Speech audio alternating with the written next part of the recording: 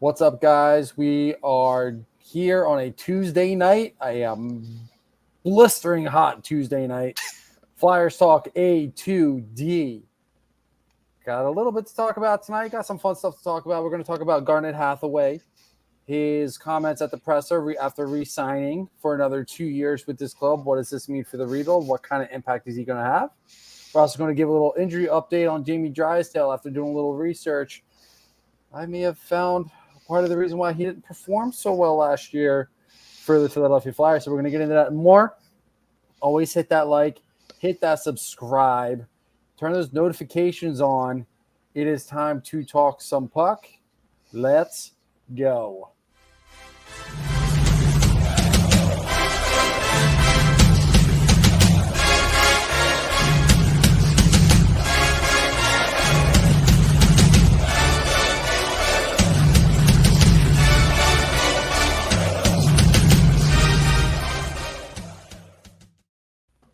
Welcome, ladies and gentlemen, back to another edition of Flyers Talk A2D. I am Matt Sensuti, along with the Darkwing, Brian Daly, incognito apparently. No, I'm here. I promise. I just got to do something for Tommy real quick. Oh, okay. And the broken one, Rob Povia. What's up, fam? Sorry I missed you last week. And Mr. Blue Shirt, Mr. Broadway, Mr. Switzerland, Big Bad Brad Ryer. And we welcome everybody back to A2DRadio.com, Flyers Talk A2D, brought to you by Specialized Physical Therapy. If you got any aches and pains, the doc, Dr. Paul Vidal, that's the gentleman to go to. He's got two highly trained teams over in Burlington and Cherry Hill, New Jersey. So go to www.specializedphysicaltherapy.com and schedule your appointment so you don't have any more aches and pains anymore after you go and see them. All right. Our poll question for tonight is, Garnet Hathaway will be an impact player moving forward in this rebuild. Agree or disagree? Last year, the Flyers had him, and, well, I can't necessarily say that Hathaway was bad, but he wasn't, like, earth-shatteringly good. I mean, he was there. I think that's the best way to say. He had some moments where he did some decent stuff here and there. But as a depth player, which Hathaway is, sometimes you see that you don't see every part of the game that he's performing at. Sometimes he's doing things on the back end that you didn't realize he was doing the whole time. Either way, though, he will be back with the Flyers as he did re-sign. So, and he is committed to this team as well, as he had stated in his quotes that have been flying around social media and the pressers. So, gentlemen, do you think that Hathaway will be an impact player moving forward for the rebuild? Do you think that he'll be a key asset for the younger players coming in as a veteran player to kind of, I guess, ease the younger players into the game, or to just be that veteran that's reliable when you need some reliability? Go ahead. I was going to say, go, Robbie. You missed last week. Oh, yeah, I'm eager. I'm ready to chomp at the bit here, but I thought you might have still been busy. I always like to let you have first word, but I'm going to jump in here because I am fired up whenever you hear a player, and a player that just freshly got, renewed here for 2 more years before his even current existing contract gets expired, that's going to fire you up, right? And I love his style of play. Don't get it twisted. I think it's a perfect fit for this transitional period that the Philadelphia Flyers are in, so that other teams won't take liberties, play dirty. But ultimately, despite the contract extension, I'm going to disagree with the poll. I don't see the 32-year-old being a part of the long-term future here in Philadelphia, which is how I read tonight's face-off poll. Danny loves him. We know it. We just heard it. We just read it, right? But he also loves Ryan Poehling even more. And that's as evident by the 2-year contract extension he got in January. And let's not forget, Poehling is 25 and a center, which is a position we're looking to get stronger in, the Philadelphia Flyers are looking to get stronger in, while Hathaway plays in a deep position on this team on the right wing. So Danny has him here for 3 more years now, but soon that talent pool, I think, is going to be bursting at the seams, and Hathaway could become that expendable piece, a very useful piece, to get other assets. Okay. Brian, why don't you take back over? What were you going to say? I was going to actually agree to the poll, and not necessarily for the offensive production that he's going to give you, for the on-ice leadership and for the off-ice leadership as well. This is a guy that you want to have in your locker room. He's a voice. He's a positive voice. He's been around this league for a while. He's played for a few teams. Clearly wants to be in Philadelphia. Clearly wants to see this rebuild take off. So there's nobody else right now that you can go after that's going to give you that kind of value. Obviously, you got young guys here and there. You could probably make a trade here and there, get some offensive production value. But as far as leadership value goes, to me, Garnet Hathaway is the guy. It's the same reason why you bring in Nick Delorier. I know he had a rough year last year. I know he lost minutes. He essentially lost his spot in the lineup. But the way that Hathaway just plays the game, he's going to protect the young guys. He's going to protect the vets. He's the guy that you want on this roster. Danny B has a lot of faith in this guy in helping the young guys take the next step. Whether it's on defense or offense, I think Hathaway's a good guy for the majority of these guys to sit down, pick their brain during a game, in between periods. Hey, I did this wrong. How do you think I should fix this issue? So from an absolute leadership standpoint, on and off the ice, I think he's going to be a massive impact player. Offensively speaking, production's going to be – oh, Maddie quit. Maddie must not have liked me. Storms in the area tonight.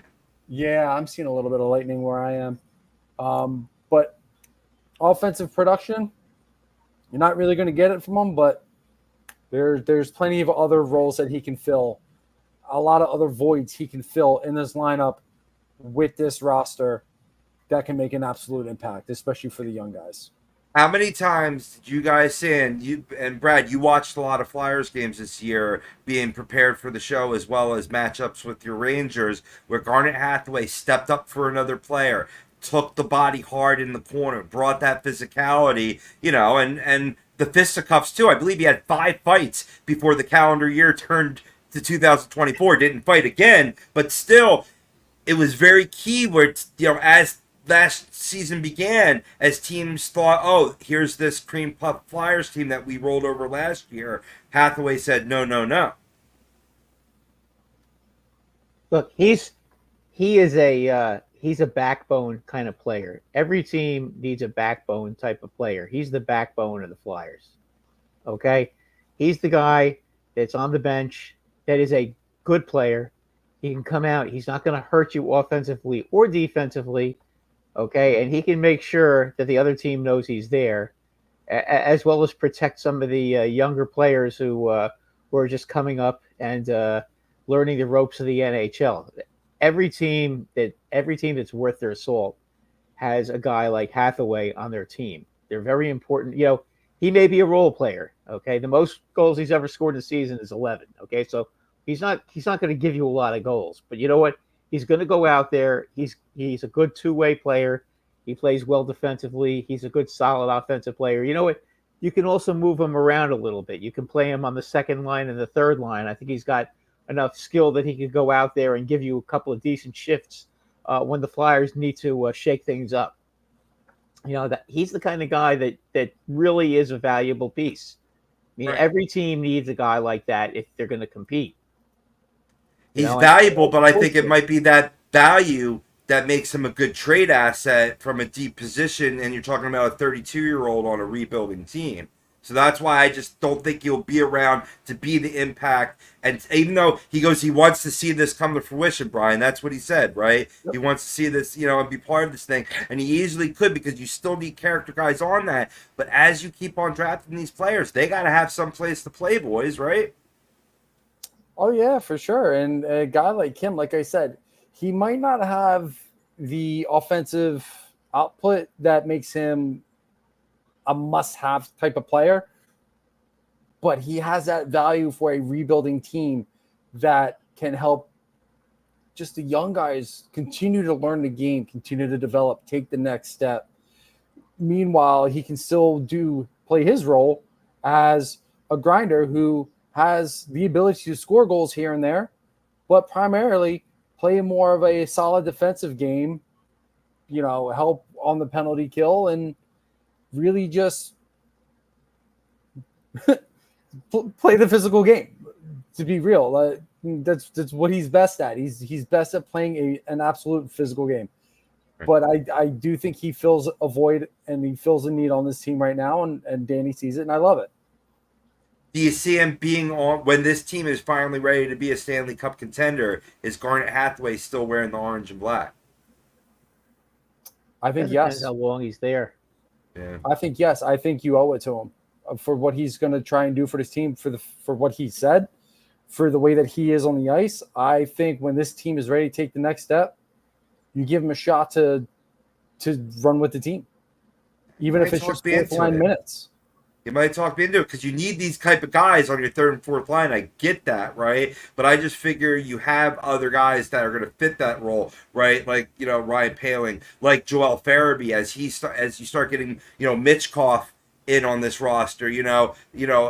Tyson Forrest develops. You get Denver Barkley on this team. So thinking at that point, as guys move down in the pecking order, that it's like you got to break some eggs. So I'm just like, it'd be great because you love. I hate to take the stance that I'm taking, boys, and I'd love to agree with you, but I just don't see it based on the type of player he is and the age, which is key. I just think it's a total win-win situation by Danny B, where you lock up that player to where he could continue being useful for you, and who knows, maybe he's that Ryan Hartman that how he was not for the Philadelphia Flyers, but he was for the Minnesota Wild. So, yeah.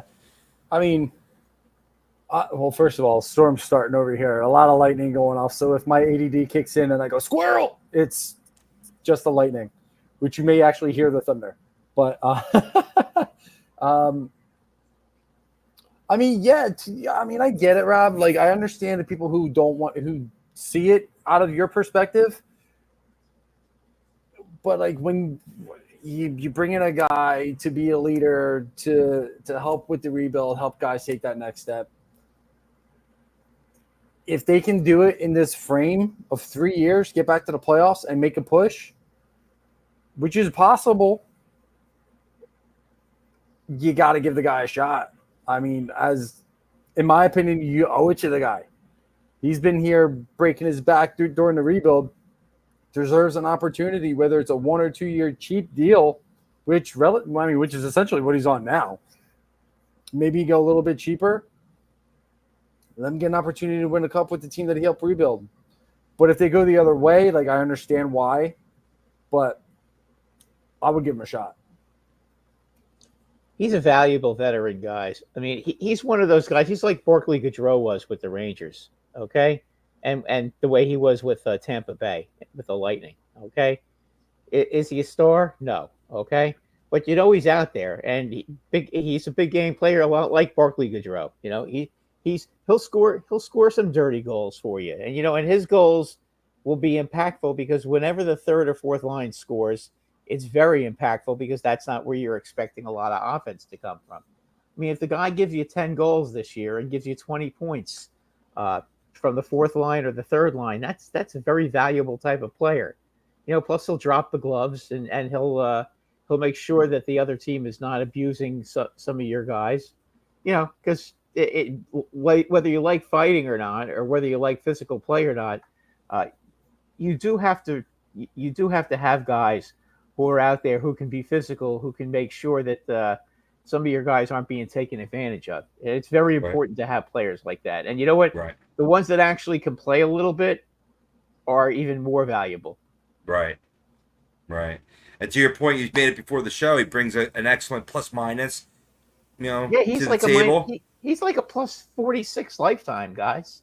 Yeah. How many guys like him are like that. Ryan Reeves is, and Ryan Reeves is like a pathetically negative player.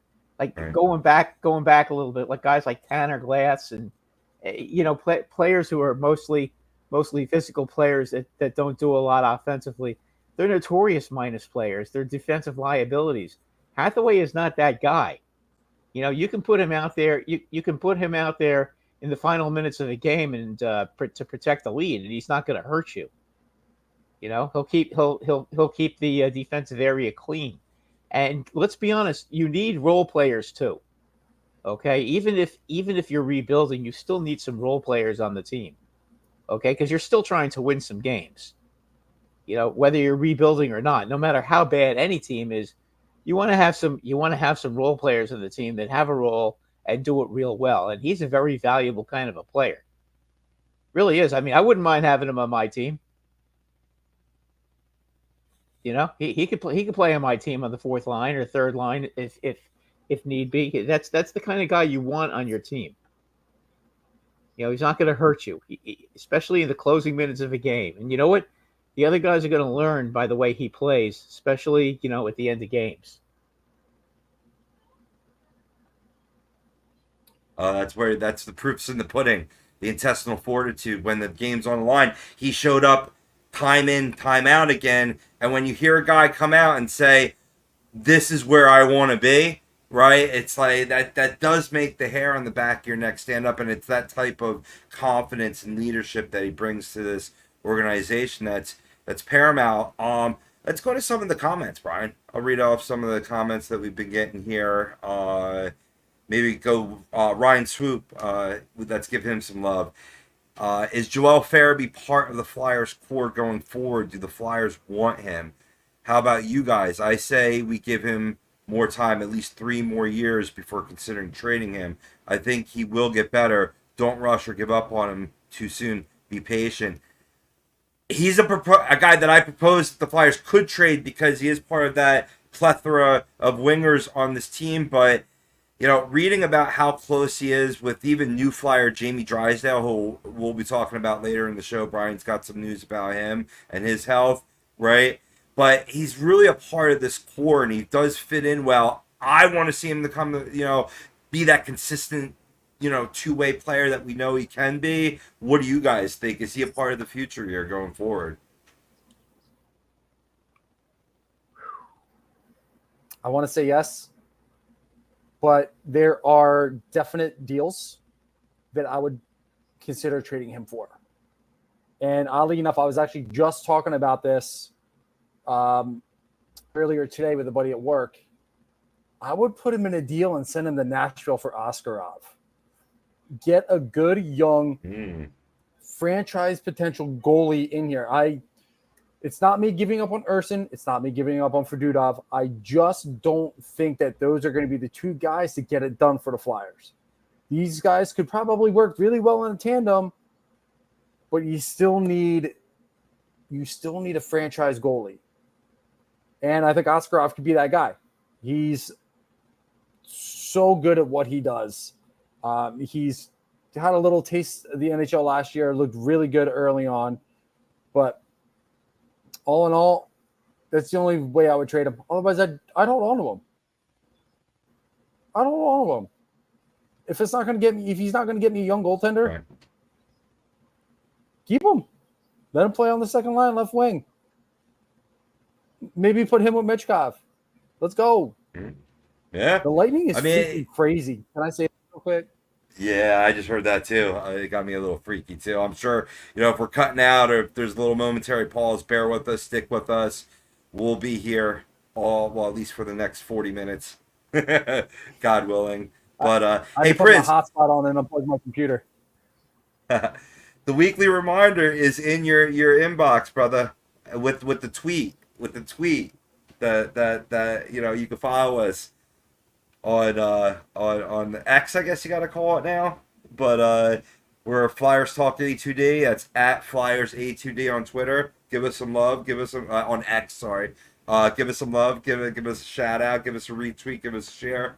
But yeah, man, I sent that to you. I'm on it like clockwork.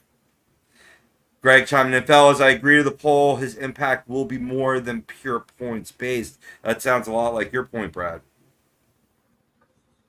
Yeah, look, there are certain guys that are they're the kind of guys you want on your team. Okay, that guy is one of them. As I said, he could play on my team anytime. Anytime. He's that kind of guy. You despise him when he's on the other team, but boy, you love him when he's on your team. You Yeah. know, that's the kind of guy he is. And he's one of those heart players. He's gonna go out there and he's gonna give you all he's got. And you love players like that. And again, he's not a defensive liability. He's a decent hockey player. He is.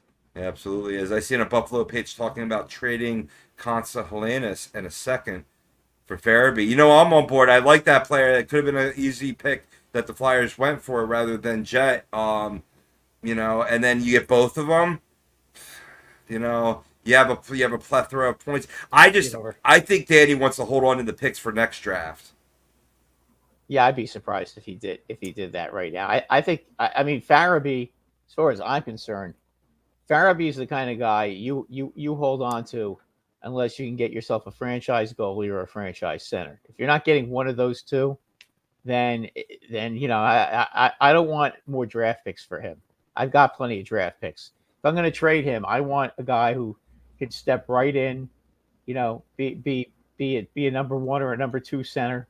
Because look, the guy is a good player. You don't have to trade him. He's a good player. He can score. He's a tough player. He's got a little sandpaper in him. You know what? I wouldn't be so quick to get rid of him.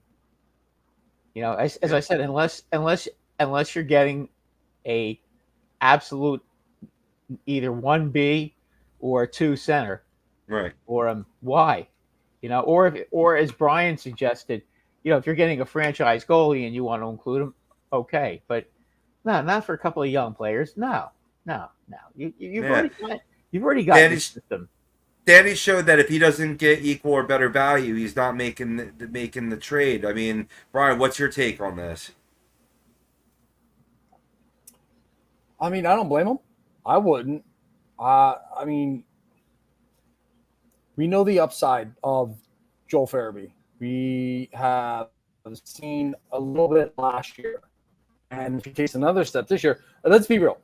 I see Farabee a little bit like Konechny and how he's developing a little bit. He's going to show you the flashes that he can and could be a tremendous scorer in this league. But he needs a little bit of time to develop. Konechny didn't really start breaking out until last year. Well, not last year, the year before. So most position players aren't going to hit their prime until 25, 26 anyway. So, and he looked really good last year for a large part of the season. He's finally looking healthy, especially more towards the second half of the year. He really started looking really good. It's a situation where Flyers need to clear some cap space and potentially maybe find a franchise goalie, because apparently Koslav, he's getting his NHL contract terminated. He's not going to be a Flyer. Apparently he doesn't want to, he's too uncomfortable here. He's got a lot going on, especially in the AHL. No Russian players to kind of create that camaraderie with. So apparently he wants to go back to Russia. That's a shame. That leaves a hole, but luckily there's depth. That's why you see, you foresaw what was going to happen with Carter Hart, and you figure, drafting 2 Russian goaltenders, right? You're not guaranteed for both. They waited a long time for Fedotov to come, and he finally came to fruition. You can't, that's why I think it's just another, check in the, in the job that, Daniel Briere, Keith Jones, and this whole organization has done. Yeah. And if anything, worst case scenario, they don't trade for Oskarov. Do you know what that does? That speeds up speeds up Cutter Gauthier. That puts him on the map. Well, even more so on the map. Because he was the best goalie in that draft. And if you can speed up his process, let me back up. I want to speed up his development. I want to stay at a good pace where he's taking steps forward every single year. However, if that frees up that spot and he can take advantage of that and find his way to the AHL at some point this year, I'm all about it. I would still rather go after Askarov because I think he has more of a future. And even if they want, so kind of I would remold the trade a little bit if they want a guy like Cutter Bjarnason. Not saying that I would involve him, but if it's gonna, if I don't have to give up a first, which odds are Flyers are gonna have to. Again, this is all speculation. A first, Farabee and Bjarnason for Askarov, and maybe a late pick. I'm in. Yeah, man. Mid pick. Give me a third. Mid pick. Mid pick. I'm gonna get a little greedy there. Give me a mid pick. Don't want a late pick. Give me a mid pick. Give me a third. Give me a third and 26. Yeah, he's going to go somewhere. Consider the source on the Bolislav thing. Yeah, that's a good point, Adam. Adam, welcome, by the way. Good to have you tonight. Sure to, if you're watching, you want to comment, be part of the show, man. We'll talk about anything you want to talk about. Whether you're watching us on Facebook, YouTube. I believe our X feed might be down right now based on the storms, but if, you're getting access normally on X, leave that comment. Hear from you. Like, share, subscribe, comment. You're part of the A2D family. This is a hockey show. If hockey's not quite your thing, we talk everything Philadelphia sports. Come be a part of the madness. So, I think I want to get back to Swoopy. He was saying something about the, I'll trade Farabee only for a good deal, but I won't be looking to or plan to trade Farabee. But if a good surprising deal comes, then yes, you got. I think what's key when you're rebuilding, and the very definition of rebuilding is you need to stay open to all available avenues. Right, but it doesn't mean you have to. And Danny is going to be open to it. Yeah, you don't have to trade him though. That's the whole point. I mean, listen. This, especially for this particular season, I would unless you get exactly what you need and what you want for him, don't push him out the door. You may be sorry. He may surprise you. He may score 35, 40 goals this year. I mean, the guy has ability. It's more been with him. It's more been his attendance than anything else. Yeah, just being consistent with that ability. Yeah, he just disappears. He falls off the map. He's got to, but he's also got to make sure that he doesn't miss a lot of games, stay healthy. Right. And when he's out there, have good shifts every shift instead of every other shift or taking periods off. You make a great point too. In year 2 now, coming off another year off, removed from surgery. That you know what I mean in terms of having to watch his health. I think that's big. That's a great point you made. It's the same thing with the guy we're going to be discussing, Jamie Drysdale. Attendance is key here. Right. This guy has to be on the ice, and and the other thing is he's got to show up every shift. Because it seems like a lot of people feel like he doesn't do that, and it's just a matter of being consistent and doing the right things away from the puck. If you don't, sometimes you can go a couple of shifts and not touch the puck, but as long as you're doing the right things when you don't have the puck, things will end up working your way. They just will.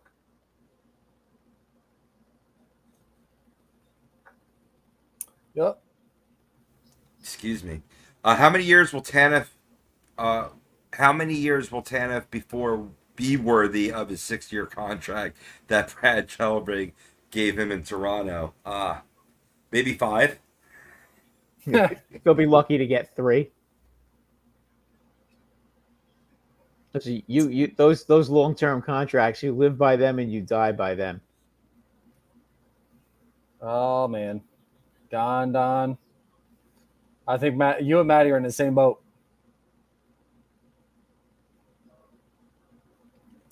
Hopefully storms aren't too bad over there. And where you at, Detroit? I know you're in Michigan, right? Hopefully they're not too bad. All right. Yeah, we haven't gotten them at the Jersey Shore yet, so keeping my fingers crossed. It's on its way. But you bring up a good name. That was a go ahead. crazy stupid contract. That's a buyout just waiting to happen. Yeah, agreed. That's what the old. That's something the old Flyer, the old Flyer front office would have done. Making a move like that, it's just that is not how you win in this league. Giving somebody a 6-year contract when, I mean, he's 34. He's a defenseman. Okay, he's not exactly fleet of foot to begin with. How slow is this guy going to be by the time he's 36, 37? Maybe it's a cap floor thing for him. I mean, it's going to be like wheelchair Wheeler. He won't be able to keep up with the play. Right. Swoopy chiming in. Is the center Mitchkov not on this team yet? Is it an outside guy? Will a pass first playmaking center be coming to this team this offseason? Not this offseason, I think, but a center to pair with Mitchkov. He asked for size. So, yeah, I mean, I think that comes from next draft, me personally. And I think Mitchkov, in terms of his attendance here, as soon as he gets that work visa, I don't know. The last I read, he's still working on that. Is that correct? Last I heard. Yeah. I wouldn't worry about Mitchkov. He's going to be here, and he'll be ready to play before the season starts. Yeah, that. Yep. But I really feel Swoopy. They want to get a look at him. They want to see who, if you're going to draft a young guy and really utilize, really expensive capital that you earned for next year's draft that should be pretty star laden, right? They got some guys that could potentially be a 200-foot center, and that's always going to be a good recipe for any young winger doing well. But Mitchkov himself, I mean, there's also talk about him playing center as well and putting on both. I personally would like to see him stay on the wing. I think this could be a really scoring. I know it'll be an absolute scoring threat. And once you see how his style of play fits the NHL, then you can really match him with someone on a more permanent basis. Yeah, he kind of went a little more into detail here. Not necessarily a draft guy, but a guy you compare with immediately. Yeah. See, that's the kind of guy. That's the kind of guy. If you're going to get you trade Farabee for a center that's going to be able to play with Mitchkov. That's what you would use him for as a trade. Right. Okay. Otherwise, don't trade him. Okay. Trading him would be something that would put them. That if you're going to trade him, it should be for something that's going to make them get to the next step, the next level. Okay. I don't know that they're ready to do that yet. Maybe at the trade deadline they are. Maybe he's the guy that they trade to get to try to get. I don't know the guy in Edmonton over here, Drysdale. Who knows? I mean, if that's the case, okay, fine. But right now, no, don't do anything right now. You're not forced to do anything. Right. I got 2 guys in mind that you can probably pair with Mitchkov and be good, center wise. You can go either guy.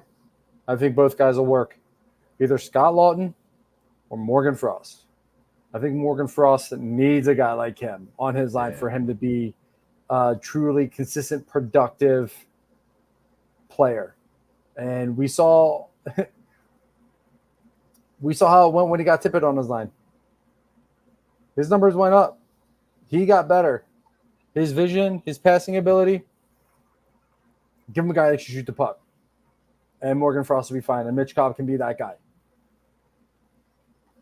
I like that scenario, Brian, because obviously you're not going to play him huge minutes at first, right? So you can play with Scott Lawton down in the third or fourth line, right?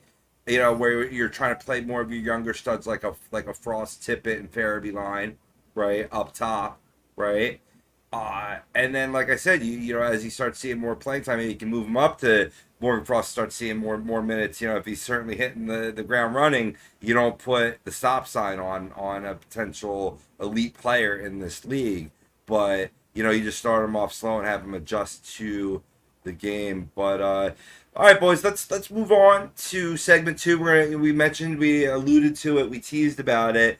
Brian, a nice big fat juicy injury update for a guy that the Flyers brought in to be that, you know, unicorn type right-handed shot defenseman, and as they, you know, dealt with your squad and, you know, a guy that refused to play in Philadelphia. So did they get damaged goods?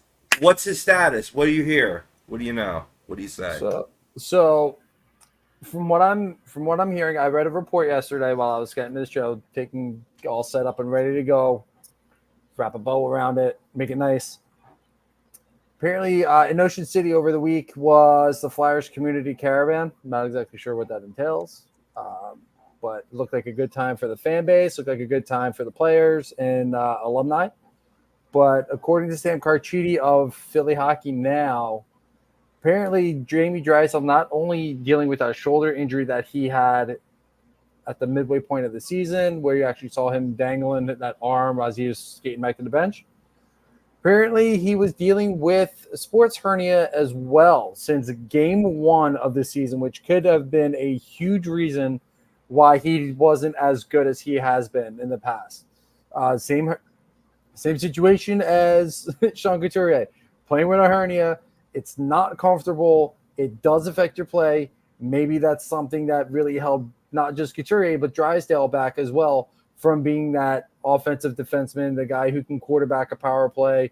You know, we still saw his slick skating ability, his good vision. But when a guy's hurting like that and you have a hernia and any way you move is just going to hurt, it takes an effect on your body. It takes effect on your game. So now that he has had that taken care of, according to Sam Carchidi, he's finally feeling 100%. Let's go. He finally had that shoulder surgery too, so now he's 100% in the shoulder. Sports hernia is taken care of. He says he's feeling great. Be excited, Flyers fans, to have a fully healthy Jamie Drysdale, because when Jamie Drysdale is 100%, he's a very fun player to watch. Hey, in his second year, he was he scored 32 points in his second year in the league. Something like that. Yeah. Well, you know what? If his attendance is good this year, you should expect to see between 40 and 50 points. And you know what? That would be huge coming from the Flyer back line. Yeah. You know, and he also can quarterback your power play. Yeah. And you can get some if you can get this guy consistent minutes and he stays healthy, then you're going to have yourself a very, very good defenseman. You get a pair with him and York being able to have two guys that can, you know, captain each power play. You know what I mean? Like help give each other depth there, opposed to, you know, also more defensemen coming up the pipeline like a Bonk as well. So yeah, it really puts him in a powerful position if Jamie can really come back from this core muscle surgery. And you know, we've seen guys come back and look much better and stronger. I mean, you think Sidney Crosby a couple years ago had that core muscle, he came back strong. Dylan Larkin was a great example. In 2022, had that core muscle surgery, put up 33 goals 33 and 68 last year. And I know it's not the greatest example, but here in Philly, we saw Kevin Hayes play like his former self after that same surgery. Listen, at his age, it shouldn't be an issue. Yeah. I mean, to Drysdale, that is. It should not be an issue at all. I mean, he should be fine. It's not. That's not a crazy. It's really hard to play with it, but I mean, if you've fully recovered from it, there's no reason why he can be the same player. Same thing goes with his shoulder. I mean, it's just hopefully he's rehabbing it and it's nice and strong. So if he does take a couple of hits on it, he's not going to end up on IR again. I mean, that's the we keep our fingers crossed that everything stays cool with that, because that's all you really need out of him is just for him to be healthy. If he's healthy and he's out there, he's a very talented player. He's already shown that to you 2 years ago. Okay, now he's 2 years smarter, and he's been in the league for a couple more years. I know he hasn't played a lot, but you know what? He's still been in the league longer, and he kind of knows the game better. And as I said, 40 to 50 points is not an unreal expectation. Maybe more. Who knows? So, I mean, going back, I begin to kind of wonder when the deal was made how open Pat Verbeek was with Danny about how healthy that shoulder is. From what I understand and some of the conversations that I've had with some of the guys that I work with, and they all follow everybody on Twitter and whatever, couldn't tell you who said it, but apparently that shoulder was never fully healed. When he was it's still in Anaheim, when he had that surgery to take care of the shoulder, they never properly fixed the issue with Drysdale. So the minute that he got popped in that right spot, that shoulder popped right back out. Right. So and now that he's tough. Yeah. Go ahead, Robbie. And it's tough once you pop it out. Those ligaments never quite elasticize back. I mean, he's got youth in his favor, like Brad pointed out, but it's tough. And what you say really ties into, I got this excellent quote from, ironically, Joel Farabee, who's very tight with Jamie Drysdale, and he goes, when we got him, he was probably only about 50 or 60% healthy, honestly. He's been through a lot of stuff, and a lot of that, was talking about, the sports hernia, but a lot of that was still the shoulder, too, because the sports hernia happened here, right? So he came here 50, 60%. They knew what they were getting, but they saw the potentiality, right?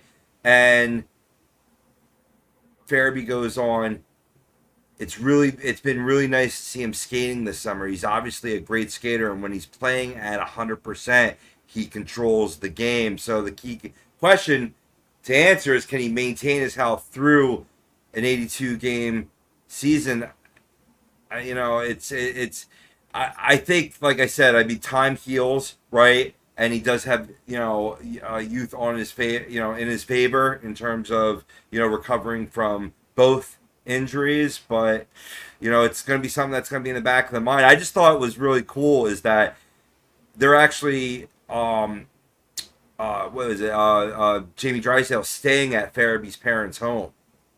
And they've been down the shore, for that, the what do they call that at the beach? It's fleeting my mind. Beach house? Yeah, no. What the Flyers have, that training that the one on Albany Avenue.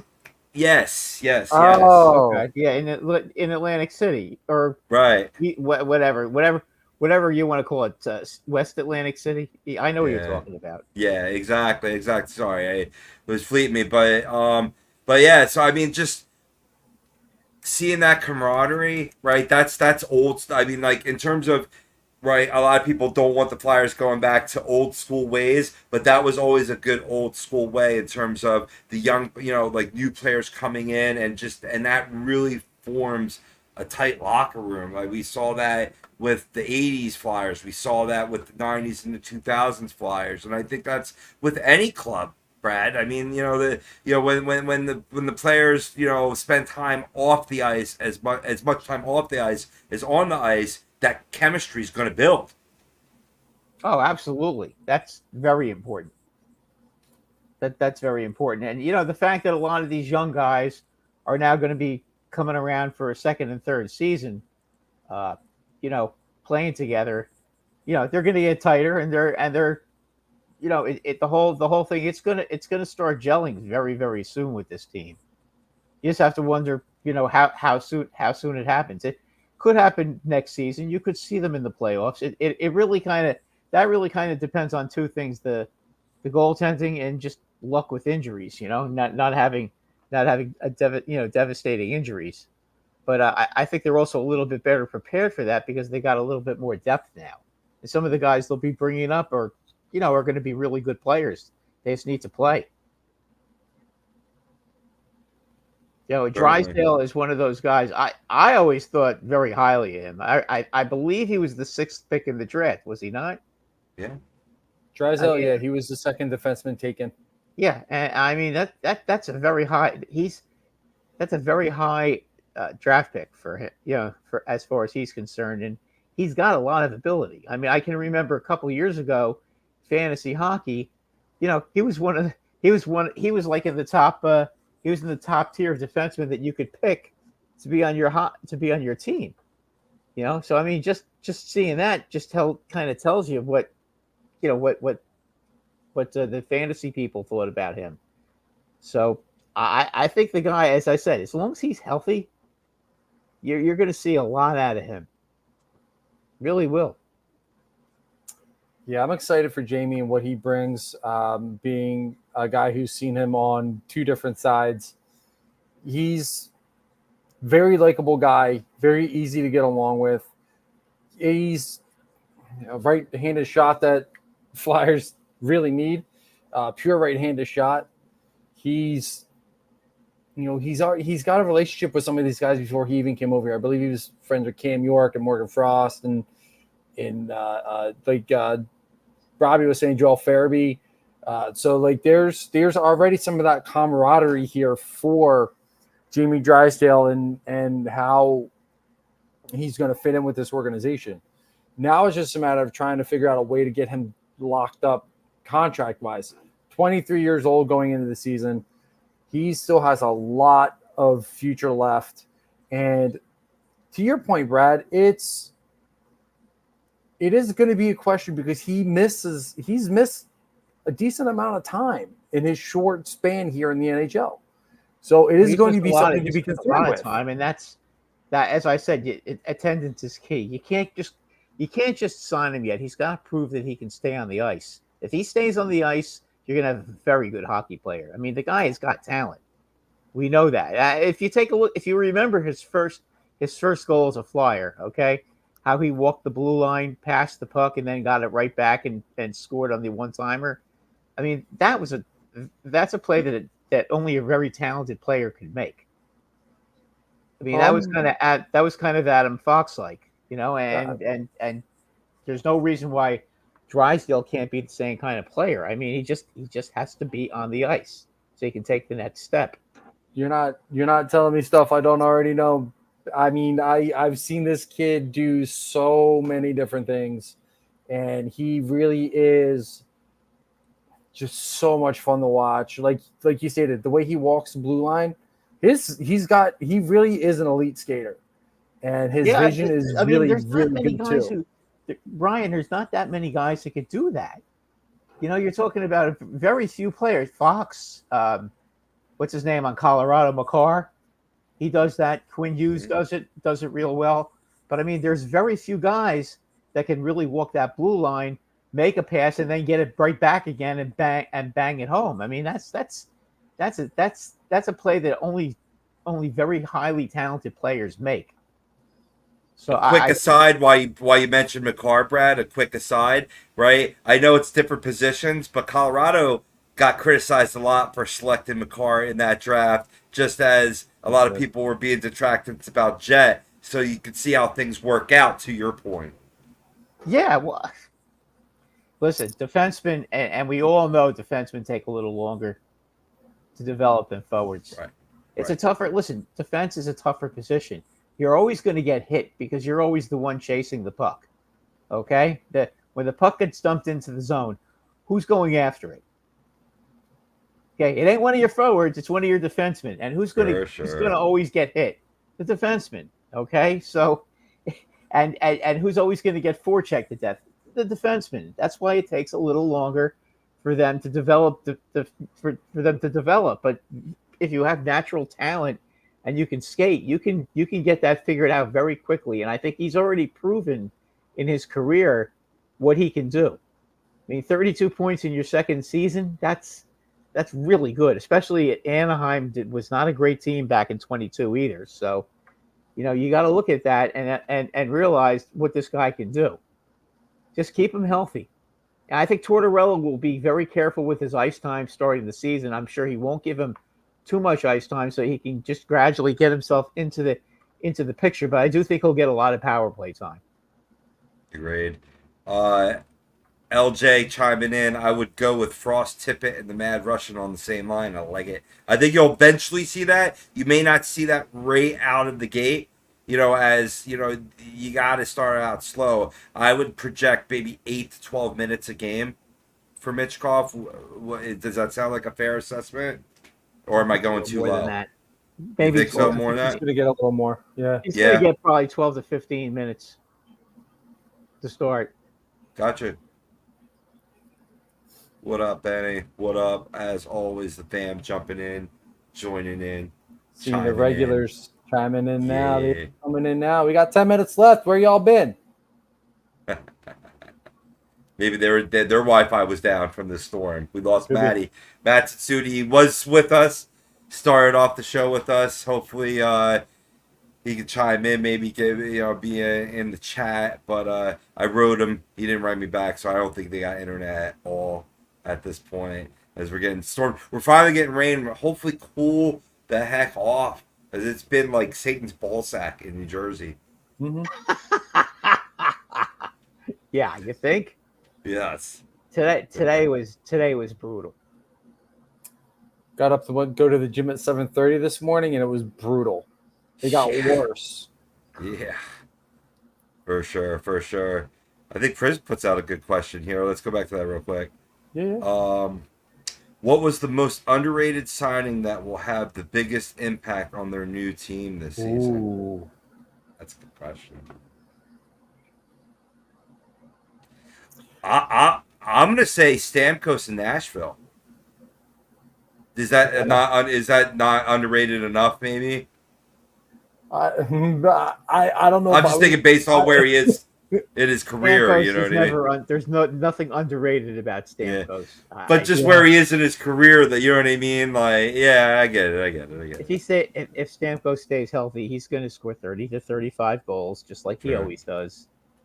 Maybe 40 if he gets rolling on the power play, and he's a great player. What does he have? Like 550 goals already? Yeah. Yeah, he wants to probably try to get close to 700 before he retires. At least that deal could go south. Watch it go south. Real quick. Depends how he plays at an advanced age. Yeah. Advanced stage, there's never any guarantee about a guy when they're in advanced stages. True. Priz, you're gonna like this. Mine's not a signing, mine's a trade. And it happened within the last 2 weeks. The most underrated move that I think has happened is, for some unknown reason, Buffalo trades away a number 1 overall pick. They trade Matthew Savoie to the Edmonton Oilers for literally nothing. And Matthew Savoie is one of the top 3 prospects in that organization, if not top 2. I think he was like the 12th overall pick, and that's lowballing in the guess. Like that's way lowballing. I think he actually wound up being like one of the top 10 picks or whatever. But Matthew Savoie has so much talent, and he has such a bright future. And Edmonton gave up nothing to acquire a guy who's going to go on the second line or even third line, possibly pair him up with Dylan Hathaway. That's going to be a dangerous duo, especially when they both get going. Oy. Why, Kevin Adams, why would you make that deal? Because they're the Buffalo Sabres, Brian. This is what they do. You think it's easy to miss the playoffs 10 years in a row in the NHL? You have to have it's a talent, it's a skill, and they're constantly showing that talent and skill every season, Buffalo. every time you think that they're gonna break the schneid and get there, something always happens to them. Just, it makes no sense. Thanks, Priz. Ninth. I was close. I got another name that you can say, well, I mean, it is a talented name, but I think I still consider it underrated signing just because of all the flurry of action we've seen during NHL free agency, preceding or following the draft. Detroit Red Wings signing Tarasenko, that 2-year deal. Oh, yes. I like that. Repairing him up with Patrick Kane back in Motor City. Right. I like that. That's a good one. Vladimir Tarasenko, who actually went, I think, day 3. Yep. But great one. Great one. That was a very good deal for Detroit, and it was actually fairly team friendly. I'm trying to think of some of the other ones that happened.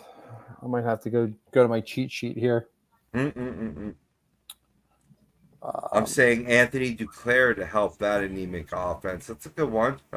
He's a very underrated player, under the radar player that's just been a solid hockey man for quite a few years now, quite a few seasons. I still can't believe that.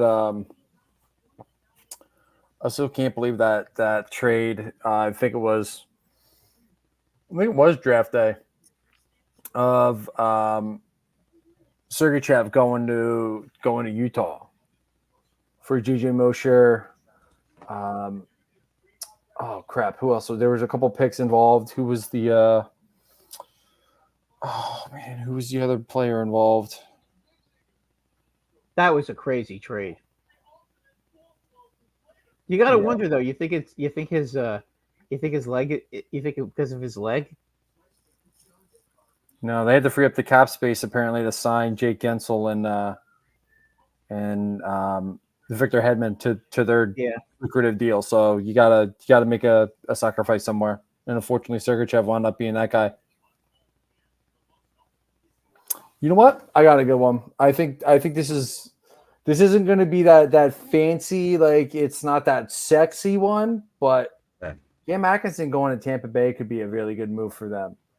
He could have if he has any bit of a rebound year, I think him going to Tampa Bay will help that team get back a little bit of what they lost on top of getting Gensel offensively. You put Cam in a less pressure-filled role, third line, let him get some third line minutes. I think you revamp a little bit of that. I think he could be a good piece for not even just the third line, but the power play as well. If you can get that scoring going, I think Cam Atkinson could be a really good piece for Tampa Bay to get back to the playoffs. I could see that with not having to be the guy, you know what I mean, being like a cornerstone, a lead scorer for this team, which he failed miserably in Philadelphia, but he could go down to Tampa Bay and play with, better, more established talent and rediscover the back of the twine. Yeah, I could see it. That would be tough, though. He's also keeps getting hurt all the time, guys. That's a good point, and I mean, it's not just this past season that his whole career he's probably spent a third of his career on the injured list. Right. I mean, it's not a coincidence. I mean, he was getting hurt since he was young. I mean, he's always been really good when he's healthy, but you just wonder with all the injuries when players get older and they're riddled with injuries throughout their career, those are the kind of guys that find themselves unemployed very early in their careers, as far as 30, 31, 32, that age. There's just so many injuries a hockey player can withstand before they're just not fast enough anymore. Right. Well, that seems to be the theme of the show, boys. Guys needing to stay healthy. Having off-season surgery, like we heard with Jamie Drysdale, getting his core reworked and in lots of good ways, and looking good and skating well here in the summer. Hopefully that continues into training camp, the preseason, and the regular season. So it's been a good show, boys. I feel bad that Maddie couldn't jump back with us, but he'll be back next week, as we all will be. So for Brian Daly, Brad Ryer, yours truly, this has been Flyers Talk A2D, brought to you by Dr. Paul Vidal at Specialized Physical Therapy LLC with 2 locations in Burlington and Cherry Hill, New Jersey. Check out our doc. Make them yours. SpecializedPhysicalTherapy.com. We will catch you next Tuesday night, 9 p.m. A2D Radio. That's the place to be. Peace out. Enjoy the rest of your week.